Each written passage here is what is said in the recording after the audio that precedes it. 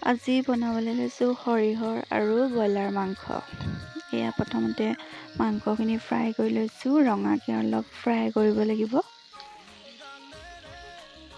Fry কৰি পেলাই কাঢ়ি লৈছোঁ।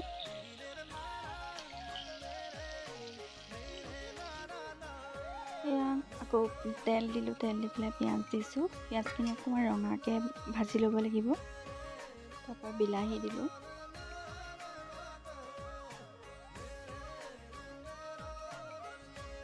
বিলাহী, নিমখ, হালধি, তাৰপিছত অকণমান গৰম মছলা দিছোঁ আৰু অকণমান মিট মছলা দিছোঁ। বাকী আৰু একো মছলা নাই দিয়া।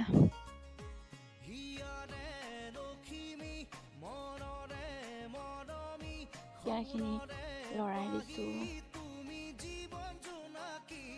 এতিয়া আদা নহৰু পেষ্টখিনি দি দিছোঁ।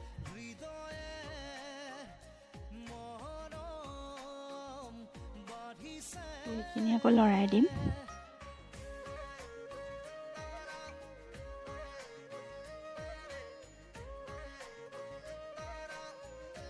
লৰাই পেলাই অলপ গাপ দি লৈছোঁ। এইখিনি মছলাখিনি যেতিয়া তেল ওলালে, তেল ওলোৱাৰ পিছত আকৌ পিচি লোৱা সৰিয়হৰখিনি দি দিছোঁ তাত। এইখিনি লৰাই দিম।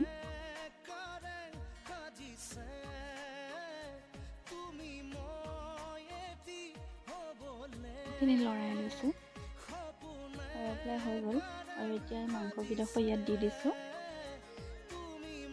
মাংসকেইডোখৰ দি পেলাই অলপ আকৌ পানী দি 15 মিনিটমান বইল কৰি দিলে হৈ গ'ল আৰু।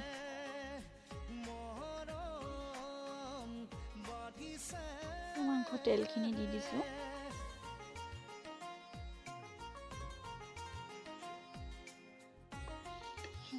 লৰাই পেলাই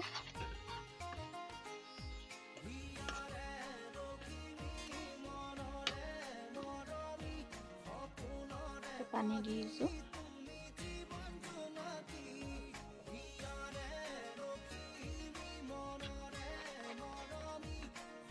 পানী দি অলপ ঢাকন দি উতলিবলৈ দিম 15 মিনিটমান। মই জালুক দিছিলোঁ দেই, জালুকটো খালি ভিডিঅ' কৰিবলৈ পাহৰিলোঁ। এইখিনি ৰেডি হৈ গ'ল। এতিয়া আমি খোৱাহে কথা আৰু জুতি লোৱাহে কথা। Bye bye.